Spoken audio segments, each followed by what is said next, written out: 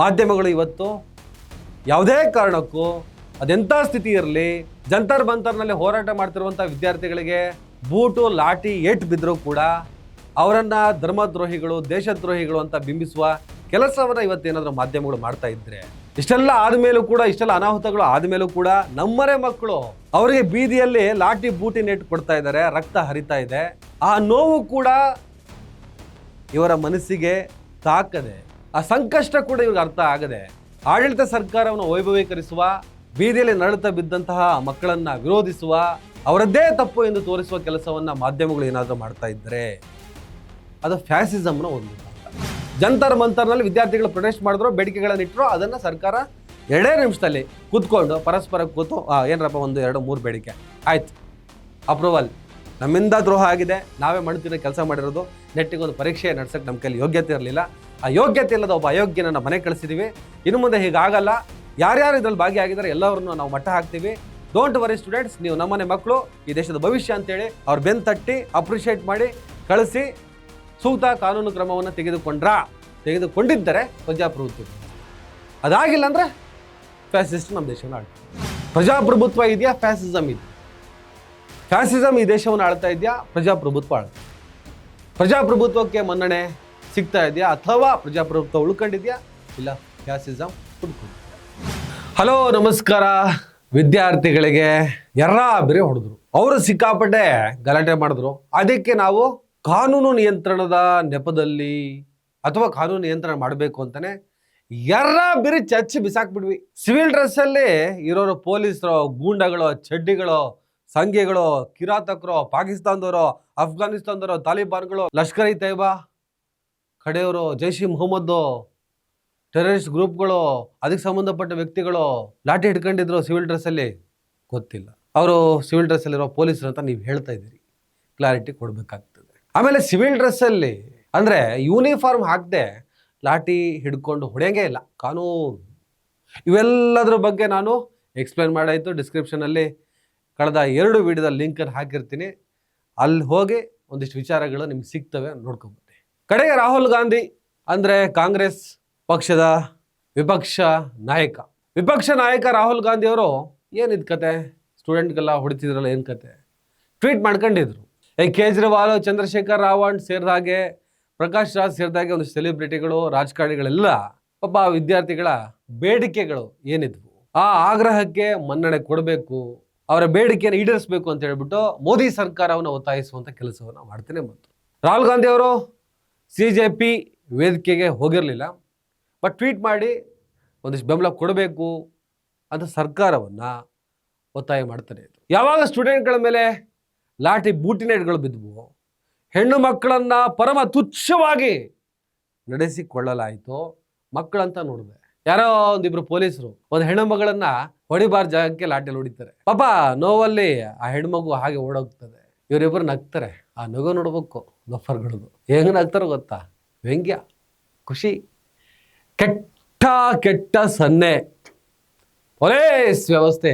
ಈ ಹಂತದಲ್ಲಿ ರಾಹುಲ್ ಗಾಂಧಿ ಅವರು ಪ್ರಧಾನಿ ಮನೆ ಮುಂದೆ, ಪ್ರಧಾನಿ ನಿವಾಸದ ಮುಂದೆ, ನರೇಂದ್ರ ಮೋದಿ ಅವರ ನಿವಾಸದ ಮುಂದೆ, ರಾಹುಲ್ ಗಾಂಧಿ ನೇತೃತ್ವದಲ್ಲಿ ಪ್ರಿಯಾಂಕಾ ಗಾಂಧಿ ಇದ್ರು, ಮತ್ತು ಕಾಂಗ್ರೆಸ್ನ ಎಲ್ಲ ನಾಯಕರಿದ್ರು, ಮಲ್ಲಿಕಾರ್ಜುನ್ ಖರ್ಗೆ ಇದ್ರು, ಕೈಗೆ ಟ್ಯಾಗ್ ಕಟ್ಕೊಂಡು ಹೋರಾಟ ಮಾಡ್ತಾರೆ. ಹೊಡೆಯೋಕ್ಕೆ ಶುರು ಮಾಡಿದ ಮೇಲೆ ಯಾರು ಏನು ಅಂತ ಲೆಕ್ಕ ಹಾಕಬಾರ್ದು, ಯಾರು ಏನು ಅಂತ ನೋಡಲೇಬಾರ್ದು ಅಂತೆ.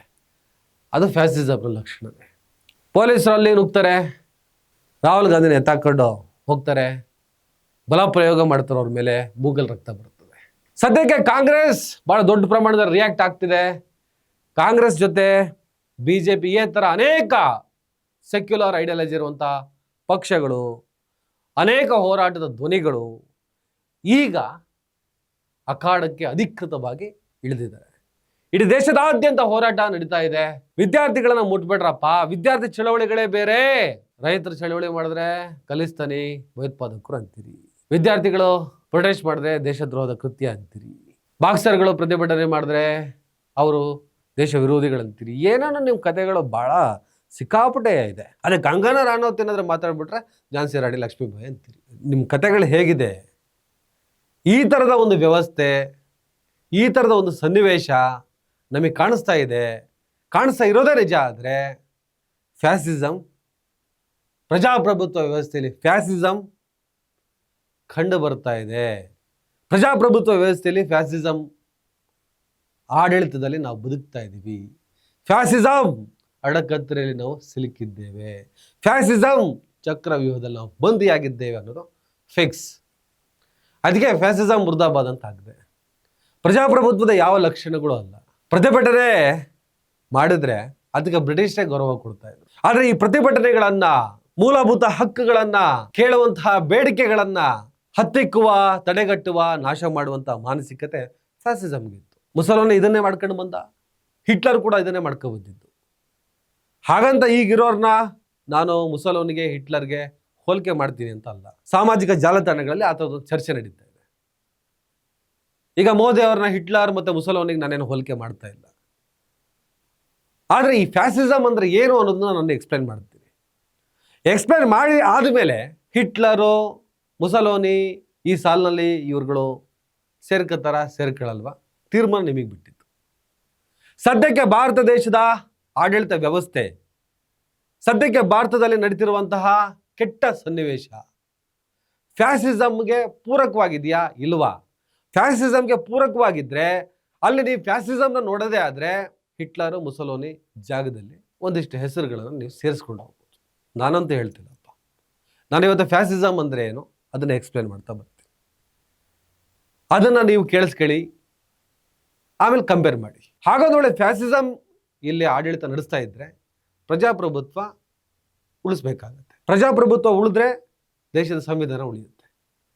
ಪ್ರಜಾಪ್ರಭುತ್ವ ಮತ್ತು ಸಂವಿಧಾನ ಉಳಿಬೇಕು ಅಂದರೆ ಏನು ಮಾಡಬೇಕು ಅನ್ನೋ ತೀರ್ಮಾನಗಳನ್ನು ಮುಂದಿನ ದಿನಗಳಲ್ಲಿ ತಗೊಳ್ಳೋಣ. ಸದ್ಯಕ್ಕೆ ಫ್ಯಾಸಿಸಮ್ ಅಂದರೆ ಏನು? ಫ್ಯಾಸಿಸಮ್ ಮುರ್ದಾಬಾದ್. ಮುರ್ದಾಬಾದ್ ಅಂದರೆ ಏನು ನಿಮ್ಗೆ ಗೊತ್ತಿದೆ. ಫ್ಯಾಸಿಸಮ್ ನಾಶ ಆಗಲಿ ಅಂತೇಳಿ. ಫ್ಯಾಸಿಸಮ್ ನಾಶ ಆಗಲಿ, ಜಿಂದಾಬಾದ್ ಅಂದರೆ ಜೀವಂತವಾಗಿರಲಿ. ಹಾಗಾದ್ರೆ ಫ್ಯಾಸಿಸಮ್ ಅಂದರೆ ಏನು? ಫ್ಯಾಸಿಸಮ್ ಪ್ರಮುಖ ಲಕ್ಷಣಗಳೇನು? ಮೊದಲನೇದು ಸರ್ವಾಧಿಕಾರಿ ನಾಯಕತ್ವ. ಒಬ್ಬ ನಾಯಕನ ಕೈಯಲ್ಲಿ ಬಹುತೇಕ ಸಂಪೂರ್ಣ ಅಧಿಕಾರವನ್ನು ಕೇಂದ್ರೀಕರಿಸೋದು. ಎರಡನೇದು ತೀವ್ರ ರಾಷ್ಟ್ರೀಯತೆ, ದೇಶ ಅಥವಾ ರಾಷ್ಟ್ರವನ್ನು ಎಲ್ಲಕ್ಕಿಂತ ಮೇಲಿಟ್ಕೊಳ್ಳೋದು. ಮೂರನೇದು ಪ್ರಜಾಪ್ರಭುತ್ವದ ದುರ್ಬಲಗೊಳಿಸುವಿಕೆ, ಚುನಾವಣೆ, ಸ್ವತಂತ್ರ ನ್ಯಾಯಾಂಗ, ಸ್ವತಂತ್ರ ಸಂಸ್ಥೆಗಳ ಪ್ರಭಾವವನ್ನು ಕಡಿಮೆ ಮಾಡೋದು. ನಾಲ್ಕನೇದು ವಿರೋಧದ ದಮನ, ರಾಜಕೀಯ ವಿರೋಧಿಗಳು, ಹೋರಾಟಗಾರರು ಅಥವಾ ಟೀಕಾಕಾರರನ್ನು ಬಂಧಿಸೋದು, ಬೆದರಿಸೋದು ಅಥವಾ ಮೌನಗೊಳಿಸೋದು. ಐದನೇದು ಮಾಧ್ಯಮಗಳ ನಿಯಂತ್ರಣ, ಪತ್ರಿಕೆ, ಟಿವಿ, ಸಾಮಾಜಿಕ ಮಾಧ್ಯಮಗಳ ಮೇಲೆ ನಿಯಂತ್ರಣ ಹೇರೋದು ಅಥವಾ ಒತ್ತಡ ಹೇರೋದು. ಆರನೇದು ಪ್ರಚಾರ, ಅದನ್ನು ಪ್ರೊಪಗಂಡ ಅಂತ ಕರಿತೀವಿ. ಸರ್ಕಾರದ ಪರವಾದ ಸಂದೇಶಗಳನ್ನು ನಿರಂತರವಾಗಿ ಹರಡೋದು ಮತ್ತು ನಾಯಕನ ವ್ಯಕ್ತಿತ್ವವನ್ನು ವೈಭವೀಕರಿಸೋದು. ಏಳನೇದು ಮಿಲಿಟರಿಸಮ್ ಮತ್ತು ಹಿಂಸೆಗೆ ಒತ್ತು, ಸೇನೆ, ಪೊಲೀಸ್ ಅಥವಾ ಅರೆ ಸೈನಿಕ ಶಕ್ತಿಗಳಿಗೆ ಹೆಚ್ಚಿನ ಮಹತ್ವ ನೀಡೋದು. ಅವರ ಮೂಲಕ ಜನಾಕ್ರೋಶವನ್ನು ನಿಯಂತ್ರಣ ಮಾಡೋದು. 8 ಅಲ್ಪಸಂಖ್ಯಾತರ ವಿರುದ್ಧ ದ್ವೇಷ ಅಥವಾ ತಾರತಮ್ಯ, ಕೆಲವೊಮ್ಮೆ ನಿರ್ದಿಷ್ಟ ಸಮುದಾಯಗಳನ್ನು ಸಮಸ್ಯೆಗೆ ಕಾರಣ ಅಂತ ಬಿಂಬಿಸೋದು. 9 ಭಯದ ರಾಜಕೀಯ, ಆಂತರಿಕ ಅಥವಾ ಬಾಹ್ಯ ಶತ್ರುಗಳ ಭಯವನ್ನು ರಾಜಕೀಯ ಬೆಂಬಲ ಪಡೆಯಲು ಬಳಸೋದು. ಸುಮಾರು 9 ಪಾಯಿಂಟ್ಗಳನ್ನು ನಾನು ಇವತ್ತು ಓದಿದೆ. ಅದನ್ನು ನೀವು ಮತ್ತೆ ನೋಡಿ, 1-2 ಸಲ ನೋಡಿ, 3 ಸಲ ನೋಡಿ, 4 ಸಲ ನೋಡಿ. ನಾನಿವತ್ತು ಒಂದೊಂದೇ ಪಾಯಿಂಟನ್ನು ಎಕ್ಸ್ಪ್ಲೇನ್ ಮಾಡೋದಕ್ಕಂತೂ ಹೋಗಲ್ಲ.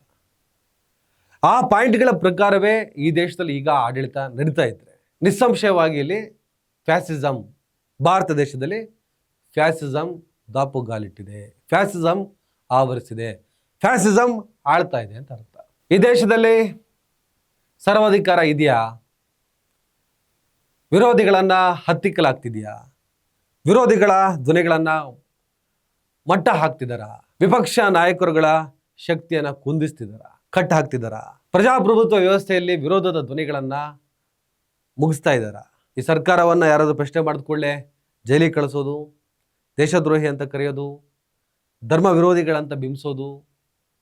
ಈ ಪ್ರಜಾಪ್ರಭುತ್ವ ವ್ಯವಸ್ಥೆಯಲ್ಲಿ ಅಭಿವ್ಯಕ್ತಿ ಸ್ವಾತಂತ್ರ್ಯದ ಅಡಿಯಲ್ಲಿ ಸರ್ಕಾರಗಳ ಯಾವುದೇ ತಪ್ಪುಗಳನ್ನು, ನ್ಯೂನತೆಗಳನ್ನು ಪ್ರಶ್ನೆ ಮಾಡುವಂತಹ ಹಕ್ಕು ಈ ದೇಶದ ಸಂವಿಧಾನ ಕೊಟ್ಟಿದೆ.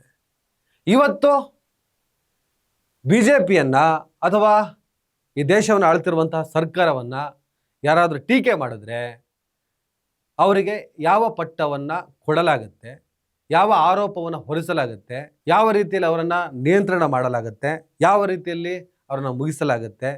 ಈ ಥರ ಆಗ್ತಾ ಇದೆಯಾ? ಏನಾದರೂ ಎಕ್ಸಾಂಪಲ್ ಇದೆಯಾ? ಇರೋದೇ ಆದರೆ ಫ್ಯಾಸಿಸಮ್ ಈ ದೇಶದಲ್ಲಿ ಈಗ ಆಳ್ವಿಕೆ ನಡೆಸ್ತಾ ಇದೆ. ಫ್ಯಾಸಿಸಮ್ ಈ ದೇಶವನ್ನು ಅಪೋಷಣಕ್ಕೆ ತಗೊಂಡಿದೆ ಅಂತ ಅರ್ಥ. ಮಾಧ್ಯಮಗಳು ಖರೀದಿಯಾಗಿದೆ, ಮಾಧ್ಯಮಗಳು ನಿಯಂತ್ರಣ ಆಗಿದೆ. ಮಾಧ್ಯಮಗಳು ಇವತ್ತು ಯಾವುದೇ ಕಾರಣಕ್ಕೂ ಅದೆಂಥ ಸ್ಥಿತಿ ಇರಲಿ, ಜಂತರ್ ಮಂತರ್ನಲ್ಲಿ ಹೋರಾಟ ಮಾಡ್ತಿರುವಂಥ ವಿದ್ಯಾರ್ಥಿಗಳಿಗೆ ಬೂಟು ಲಾಠಿ ಏಟು ಬಿದ್ದರೂ ಕೂಡ ಅವರನ್ನ ಧರ್ಮದ್ರೋಹಿಗಳು, ದೇಶದ್ರೋಹಿಗಳು ಅಂತ ಬಿಂಬಿಸುವ ಕೆಲಸವನ್ನ ಇವತ್ತೇನಾದರೂ ಮಾಧ್ಯಮಗಳು ಮಾಡ್ತಾ ಇದ್ರೆ, ಇಷ್ಟೆಲ್ಲ ಆದ್ಮೇಲೂ ಕೂಡ, ಇಷ್ಟೆಲ್ಲ ಅನಾಹುತಗಳು ಆದ್ಮೇಲೂ ಕೂಡ ನಮ್ಮರೆ ಮಕ್ಕಳು ಅವರಿಗೆ ಬೀದಿಯಲ್ಲಿ ಲಾಠಿ ಬೂಟಿ ನೆಟ್ಟು ಕೊಡ್ತಾ ಇದ್ದಾರೆ, ರಕ್ತ ಹರಿತಾ ಇದೆ. ಆ ನೋವು ಕೂಡ ಇವರ ಮನಸ್ಸಿಗೆ ತಾಕದೆ, ಆ ಸಂಕಷ್ಟ ಕೂಡ ಇವ್ರಿಗೆ ಅರ್ಥ ಆಗದೆ, ಆಡಳಿತ ಸರ್ಕಾರವನ್ನು ವೈಭವೀಕರಿಸುವ, ಬೀದಿಯಲ್ಲಿ ನರಳುತ್ತಾ ಬಿದ್ದಂತಹ ಮಕ್ಕಳನ್ನ ವಿರೋಧಿಸುವ, ಅವರದ್ದೇ ತಪ್ಪು ಎಂದು ತೋರಿಸುವ ಕೆಲಸವನ್ನ ಮಾಧ್ಯಮಗಳು ಏನಾದರೂ ಮಾಡ್ತಾ ಇದ್ದರೆ ಅದು ಫ್ಯಾಸಿಸಮ್ನ ಒಂದು ಭಾಗ. ಗೋಧಿ ಮೀಡಿಯಾ ಅಂತ ಕರಿತಿದ್ದೀವಿ. ಆ ಗೋಧಿ ಮೀಡಿಯಾಗಳೆಲ್ಲ ಇವತ್ತು ಆ ಕೆಲಸವನ್ನು ಮಾಡ್ತಾ ಇದೆಯಾ? ಅವರಿವತ್ತು ಸಂಕಷ್ಟದಲ್ಲಿರುವಂಥ ವಿದ್ಯಾರ್ಥಿಗಳ ಪರ ನಿಂತಿದ್ದಾರಾ ಅಥವಾ ಆಡಳಿತ ಸರ್ಕಾರದ ಪರ ನಿಂತಿದ್ದಾರಾ? ಆಡಳಿತ ಸರ್ಕಾರದ ಪರ ನಿಂತರೆ, ಸಂಕಷ್ಟದ ವಿರುದ್ಧವಾಗಿ ನಿಂತರೆ ಫ್ಯಾಸಿಸಮ್ ನನ್ನ ದೇಶವನ್ನು ಆಳ್ತಾ ಇದೆ ಅಂತ ಅರ್ಥ. ಫ್ಯಾಸಿಸಮ್ ನನ್ನ ದೇಶದಲ್ಲಿ ಇವತ್ತು ದೊಡ್ಡ ಪ್ರಮಾಣದಲ್ಲಿ ಶಕ್ತಿಯಾಗಿ ಬೆಳ್ಕೊಂಡಿದೆ ಅಂತ ಅರ್ಥ. ಈ ದೇಶದಲ್ಲಿ ಕಳೆದ ಒಂದೆರಡು ದಶಕಗಳಿಂದ ಅಲ್ಪಸಂಖ್ಯಾತರನ್ನ ದೇಶ ವಿರೋಧಿಗಳೆಂದು ಬಿಂಬಿಸುವ, ಧರ್ಮಗಳ ನಡುವಿನ ಸಂಘರ್ಷವನ್ನ ಜೀವಂತವಾಗಿಡುವ, ನಡೆಸುವ ಕೋಮುವಾದ ಸಿಕ್ಕಾಪಟ್ಟೆ ಜಾಸ್ತಿ ಆಗಿದೆ. ಅಸಹಿಷ್ಣುತೆ ಈ ದೇಶದಲ್ಲಿ ಇದೆ ಅನ್ನೋದೇ ಆದರೆ, ಈ ದೇಶದ ಅಲ್ಪಸಂಖ್ಯಾತರು ಮುಸಲ್ಮಾನರು ಅವರು ಅಲ್ಪಸಂಖ್ಯಾತರ ಭಾಗನೇ. ಅಲ್ಪಸಂಖ್ಯಾತರಲ್ಲಿ ಕ್ರೈಸ್ತರು ಕೂಡ ಬರ್ತಾರೆ, ಜೈನರು, ಬೌದ್ಧರು ಕೂಡ ಬರ್ತಾರೆ. ಆದರೆ ಭಾಳ ದೊಡ್ಡ ಪ್ರಮಾಣದಲ್ಲಿರುವಂಥ ಅಲ್ಪಸಂಖ್ಯಾತರು ಮೆಜಾರಿಟಿ ಮುಸಲ್ಮಾನರು ಇದ್ದಾರೆ.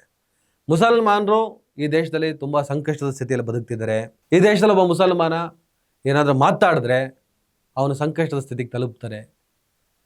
ಆತನನ್ನು ಮಟ್ಟ ಹಾಕಲಾಗುತ್ತೆ, ಆತನ ಮೇಲೆ UAP ಅಂತ ಕೇಸ್ಗಳನ್ನು ಹಾಕಲಾಗ್ತದೆ. ಈ ಥರದ ಪರಿಸ್ಥಿತಿ ಏನಾದರೂ ಈ ದೇಶದಲ್ಲಿ ನಡೀತಾ ಇದೆಯಾ? ಆಗ್ತಾ ಇದೆಯಾ? ಹಾಗೇನಾದರೂ ಆಗ್ತಾ ಇದ್ದರೆ ನಿಸ್ಸಂಶಯವಾಗಿ ಈ ದೇಶವನ್ನು ಫ್ಯಾಸಿಸಮ್ ಆಳ್ತಾ ಇದೆ ಅಂತ ಅರ್ಥ. ಯಾರಾದರೂ ನ್ಯಾಯಕ್ಕೋಸ್ಕರ ಹೋರಾಟ ಮಾಡಿದ್ರೆ, ನ್ಯಾಯಕ್ಕೋಸ್ಕರ ಆಗ್ರಹ ಮಾಡಿದ್ರೆ, ತೀರಾ ಶಿಕ್ಷಣ ವ್ಯವಸ್ಥೆಯಲ್ಲಿ ಸುಧಾರಣೆ ಮಾಡಿ, ನೀಟ್ ಅಕ್ರಮಗಳನ್ನು ತಡೀರಿ, ಯೋಗ್ಯತೆ ಇಲ್ಲದವರು ಅಧಿಕಾರ ನಡೆಸೋದು ಬೇಡ, ರಾಜೀನಾಮೆ ಕೊಡಿ ಅನ್ನುವಂತಹ ಸಂವಿಧಾನಕ್ಕೆ ಪೂರಕವಾದಂತಹ ಬೇಡಿಕೆಗಳನ್ನು ಇಟ್ಟು ಪ್ರತಿಭಟನೆ ಮಾಡ್ತಾ ಇದ್ದಾಗ ಪೊಲೀಸರನ್ನ ಬಿಟ್ಟು ಹಲವರು ಅದರಲ್ಲಿ ಪೊಲೀಸರಲ್ಲ ಅಂತ ಹೇಳ್ತಿದ್ದಾರೆ. ಅದು ಕೂಡ ನಡೀತಿದೆ. ಆ ಧ್ವನಿಯನ್ನು ಹತ್ತಿಕ್ಕೋದಕ್ಕೋಸ್ಕರ ಲಾಠಿಯನ್ನ, ಬೂಟನ್ನ ಬಳಸ್ತಾ ಇದ್ದಾರ, ಹೊಡಿತಿದ್ದಾರ, ಬಡಿತಿದ್ದಾರ, ನಿಯಂತ್ರಣಕ್ಕೋಸ್ಕರ ರಕ್ತವನ್ನು ಹರಿಸ್ತಾ ಇದ್ದಾರಾ? ಹಾಗೊಂದು ವೇಳೆ ಏನಾದರೂ ಈ ದೇಶದಲ್ಲಿ ನಡೀತಾ ಇದ್ದರೆ, ನಿಮ್ಮ ಕಣ್ಣಿಗೆ ಕಾಣಿಸ್ತಾ ಇದ್ದರೆ ಫ್ಯಾಸಿಸಮ್ ಈ ದೇಶವನ್ನು ಆಳ್ತಾ ಇದೆ ಅಂತ ಅರ್ಥ. ಮಾತೆತ್ತಿದ್ರೆ ಧರ್ಮ ರಕ್ಷಣೆ, ರಾಷ್ಟ್ರ ರಕ್ಷಣೆ, ರಾಷ್ಟ್ರೀಯತೆ, 2 ಕೋಟಿ ಉದ್ಯೋಗ ಕೊಡ್ತೇನೆ ಅಂದ್ರಿ, ಯಾಕೆ ಕೊಟ್ಟಿಲ್ಲ ಅಂತ ಕೇಳ್ತೀವಿ ಅಂತ ಹಿಡ್ಕೊಳ್ಳಿ. ಈತ ಧರ್ಮ ವಿರೋಧಿ, ದೇಶ ವಿರೋಧಿ. ಈ ದೇಶವನ್ನ ರಕ್ಷಣೆ ಮಾಡೋದಕ್ಕೋಸ್ಕರ, ಈ ಧರ್ಮವನ್ನು ಉಳಿಸೋದಕ್ಕೋಸ್ಕರ ಮಂದಿರವನ್ನು ನಿರ್ಮಿಸಿ. ಎಕ್ಸಾಂಪಲ್, ಈ ಹಿಂದೆ ಈ ದೇಶವನ್ನು ಆಳಿದವರು ಅಲ್ಪಸಂಖ್ಯಾತರ ಪರವಾಗಿತ್ತು, ಬಹುಸಂಖ್ಯಾತರ ವಿರುದ್ಧವಾಗಿತ್ತು. ಈಗಿರುವಂತಹ ಆಡಳಿತ ಈ ದೇಶದ ಪರವಾಗಿದೆ, ಧರ್ಮದ ಪರವಾಗಿದೆ. ಅಣ್ಣ ಅಭಿವೃದ್ಧಿ ನೋ, ದೇಶ ಧರ್ಮ ಮುಖ್ಯ, ಅಭಿವೃದ್ಧಿ ಆಮೇಲೆ. ಅಣ್ಣ ಪ್ರಜಾಪ್ರಭುತ್ವ ರಾಷ್ಟ್ರ, ಸಂವಿಧಾನದಲ್ಲಿ we the people of India ಅಂತಿದೆ, ಸರ್ವರಿಗೂ ಸಮಪಾಲು ಸಮಬಾಳು, we the people of India, ಸರ್ವೇ ಜನ ಸುಖಿನೋ ಭವಂತೋ. ನೋ ನೋ ನೋ, ನಾವು ಸಂವಿಧಾನ ಬದಲಾಯಿಸಕ್ಕೆ ಬಂದವರು. ಶ್ರೇಣೀಕೃತ ವ್ಯವಸ್ಥೆ ಇರಲೇಬೇಕು. ಅಲ್ಪಸಂಖ್ಯಾತರಿಂದ ಈ ದೇಶಕ್ಕೆ ಅಪಾಯ ಇದೆ. ಈ ಥರದ್ದೇನಾದರೂ ಚರ್ಚೆಗಳು ನಡೀತಾ ಇದ್ದಾವ? ಬಿಂಬಿಸೋ ಪ್ರಯತ್ನ ಮಾಡ್ತಾ ಇದ್ದಾರಾ? ಹಾಗಾದರೆ ಈ ದೇಶವನ್ನು ಫ್ಯಾಸಿಸಮ್ ಆಳ್ತಾ ಇದೆ ಅಂತ ಅರ್ಥ. ಒಂದು ವೇಳೆ ಇದೇನೂ ಆಗದೆ ನನ್ನ ದೇಶದ ಸಂವಿಧಾನಕ್ಕೆ ಪೂರಕವಾದಂಥ ಆಡಳಿತ, ಪ್ರಜಾಪ್ರಭುತ್ವ ಜೀವಂತವಾಗಿಡುವಂಥ ಉದ್ದೇಶ, ಎಲ್ಲರನ್ನೂ ಸಮಾನಾಗಿ ಕಾಡುವ ವ್ಯವಸ್ಥೆ, ಅಭಿವೃದ್ಧಿಯ ಗುರಿ, ಸಹಬಾಳ್ವೆಯೇ ಶಕ್ತಿ ಅಂಥೇಳಿ ಈ ದೇಶ ಏನಾದರೂ ನಡೀತಾ ಇದ್ದರೆ ನೀವೆಲ್ಲ ಏನು ಆರೋಪ ಮಾಡ್ತಿದ್ದೀರ ಅದೆಲ್ಲ ಸುಳ್ಳು. ಫ್ಯಾಸಿಸಮ್ ಇಲ್ಲ, ಪ್ರಜಾಪ್ರಭುತ್ವ ಇದೆ. ಪ್ರಜಾಪ್ರಭುತ್ವ ಇದೆಯಾ, ಫ್ಯಾಸಿಸಮ್ ಇದೆಯಾ? ಫ್ಯಾಸಿಸಮ್ ಈ ದೇಶವನ್ನು ಆಳ್ತಾ ಇದೆಯಾ, ಪ್ರಜಾಪ್ರಭುತ್ವ ಆಳ್ತಾ ಇದೆಯಾ? ಪ್ರಜಾಪ್ರಭುತ್ವಕ್ಕೆ ಮನ್ನಣೆ ಸಿಗ್ತಾ ಇದೆಯಾ, ಅಥವಾ ಪ್ರಜಾಪ್ರಭುತ್ವ ಉಳ್ಕೊಂಡಿದ್ಯಾ, ಇಲ್ಲ ಫ್ಯಾಸಿಸಮ್ ಹುಡ್ಕೊಂಡಿದ್ಯಾ? ಈ ವಿಡಿಯೋವನ್ನು ಎರಡೆರಡು ಸಲ ಬೇಕಾದ್ರೆ ನೋಡಿ, ತೀರ್ಮಾನವನ್ನು ನೀವೇ ಮಾಡಿ. ನಿಮ್ಮ ಚರ್ಚೆ. ಕೆಲವರು ಹೇಳ್ತಾರೆ ಪ್ರಜಾಪ್ರಭುತ್ವದಲ್ಲಿ ಈಗಿರುವಂಥ ಆಡಳಿತ ವ್ಯವಸ್ಥೆ ಹಿಂದೆಂದೂ ಬಂದೇ ಇರಲಿಲ್ಲ. ಇನ್ನು ಕೆಲವರು ಹೇಳ್ತಾರೆ ಫ್ಯಾಸಿಸ್ಟರು ಈ ದೇಶವನ್ನು ಆಳ್ತಿದ್ದಾರೆ. ಫ್ಯಾಸಿಸಮ್ ಅಂದ್ರೇನು, ಪ್ರಜಾಪ್ರಭುತ್ವ ಅಂದರೆ ಪ್ರಜೆಗಳಿಂದ ಪ್ರಜೆಗಳಿಗಾಗಿ, ಪ್ರಜೆಗಳಿಗೋಸ್ಕರ. ಇಲ್ಲಿ ಯಾವುದೇ ಒಂದು ವಿಚಾರದ ಬಗ್ಗೆ ಹೋರಾಟ ನಡೆದ್ರು ಅದಕ್ಕೆ ಪ್ರಾಶಸ್ತ್ಯ ಸಿಗ್ತಿತ್ತು, ಕೇಳಿಸಿಕೊಳ್ಳುವಂಥ ಕಿವಿಗಳಿತ್ತು, ದಮನಿಸುವಂತಹ ಪ್ರಯತ್ನಗಳು ಈ ಹಿಂದೆ ಇರಲಿಲ್ಲ. ಅದೇನಾದರೂ ಈಗ ಆಗ್ತಾ ಇದೆ, ಅದು ಫ್ಯಾಸಿಸಮ್. ಅದು ಹಾಗೇ ಇಲ್ಲಪ್ಪ. ಜಂತರ್ ಮಂತರ್ನಲ್ಲಿ ವಿದ್ಯಾರ್ಥಿಗಳು ಪ್ರೊಟೆಸ್ಟ್ ಮಾಡಿದ್ರು, ಬೇಡಿಕೆಗಳನ್ನಿಟ್ಟರು, ಅದನ್ನು ಸರ್ಕಾರ 2 ನಿಮಿಷದಲ್ಲಿ ಕೂತ್ಕೊಂಡು ಪರಸ್ಪರ ಕೂತು ಏನರಪ್ಪ 1, 2, 3 ಬೇಡಿಕೆ ಆಯ್ತು, ಅಪ್ರೂವಲ್, ನಮ್ಮಿಂದ ದ್ರೋಹ ಆಗಿದೆ, ನಾವೇ ಮಣ್ತಿನ ಕೆಲಸ ಮಾಡಿರೋದು, ನೆಟ್ಟಿಗೆ ಒಂದು ಪರೀಕ್ಷೆ ನಡೆಸೋಕ್ಕೆ ನಮ್ಮ ಕೈಲಿ ಯೋಗ್ಯತೆ ಇರಲಿಲ್ಲ, ಆ ಯೋಗ್ಯತೆ ಇಲ್ಲದ ಒಬ್ಬ ಅಯೋಗ್ಯನ ಮನೆ ಕಳಿಸಿದ್ದೀವಿ, ಇನ್ನು ಮುಂದೆ ಹೀಗಾಗಲ್ಲ, ಯಾರ್ಯಾರು ಇದರಲ್ಲಿ ಭಾಗಿಯಾಗಿದ್ದಾರೆ ಎಲ್ಲರನ್ನು ನಾವು ಮಟ್ಟ ಹಾಕ್ತೀವಿ, ಡೋಂಟ್ ವರಿ ಸ್ಟೂಡೆಂಟ್ಸ್, ನೀವು ನಮ್ಮನೆ ಮಕ್ಕಳು, ಈ ದೇಶದ ಭವಿಷ್ಯ ಅಂತೇಳಿ ಅವ್ರು ಬೆನ್ನು ತಟ್ಟಿ ಅಪ್ರಿಷಿಯೇಟ್ ಮಾಡಿ ಕಳಿಸಿ ಸೂಕ್ತ ಕಾನೂನು ಕ್ರಮವನ್ನು ತೆಗೆದುಕೊಂಡಿದ್ದರೆ ಪ್ರಜಾಪ್ರಭುತ್ವ ವ್ಯವಸ್ಥೆ. ಅದಾಗಿಲ್ಲ ಅಂದರೆ ಫ್ಯಾಸಿಸ್ಟ್ ನಮ್ಮ ದೇಶವನ್ನು ಆಳ್ತಿದ್ದಾರೆ, ಫ್ಯಾಸಿಸಮ್ ವ್ಯವಸ್ಥೆ. ಇದು ವಿಮರ್ಶೆ. ಇಲ್ಲಪ್ಪ, ನೀವು ಮೊದಲೇ ಹೇಳಿದ್ರಲ್ಲ, ವಿದ್ಯಾರ್ಥಿಗಳ ಆಗ್ರಹಕ್ಕೆ ಮಣಿದಿದ್ದಾರೆ, ಅವರ ಬೇಡಿಕೆಗಳನ್ನು ಈಡೇರಿಸಿದ್ದಾರೆ. ಏನು ನೀವು ನೋಡ್ತಾ ಇದ್ದೀರಾ ಟಿ ವಿಯಲ್ಲಿ, ಸಾಮಾಜಿಕ ಜಾಲತಾಣದಲ್ಲಿ ಗಲಾಟೆ, ರಕ್ತ ಗಿಕ್ತ, ಮಕ್ಕಳು ಕಿರ್ಚಾಟ, ಅವೆಲ್ಲ ಕಾಲ್ಪನಿಕ ಕಥೆಗಳು, ಸ್ಕ್ರಿಪ್ಟು, ಕನಸು. ಆ ಥರ ಏನು ನಡೀತಾ ಇಲ್ಲ ಅಂದರೆ ಪ್ರಜಾಪ್ರಭುತ್ವ, ನಡೆದಿದೆ ಅಂದರೆ ಫ್ಯಾಸಿಸಮ್. ಇಲ್ಲಪ್ಪ, ನಿನ್ನ ಅಭಿಪ್ರಾಯ ವಿಮರ್ಶೆಯ ತಪ್ಪಿದೆ, ನೀವು ಸೋಲ್ಡ್ ಔಟ್, ಧರ್ಮದ್ರೋಹಿ, ದೇಶದ್ರೋಹಿ, ಏನೇನೋ ಟ್ಯಾಗ್ಲೈನ್ಸ್ ಇದ್ದಾವಲ್ಲ, ಅದೇನು ಕೊಟ್ಟರು ಓಕೆ, ಬಟ್ ಈ ಸ್ಟೇಟ್ಮೆಂಟ್ ನನ್ನ ಚರ್ಚೆಯ ಭಾಗ. ನಾನು ನಿಮ್ಮ ಮುಂದೆ ವಿಚಾರವನ್ನು ಮಂಡಿಸಿದ್ದೀನಿ. ತಿಳುವಳಿಕೆ, ಪರಿಜ್ಞಾನ ಎಲ್ಲದು ನಿಮಗೆ ಬಿಟ್ಟು ವಿಚಾರ. ನಮಸ್ಕಾರ.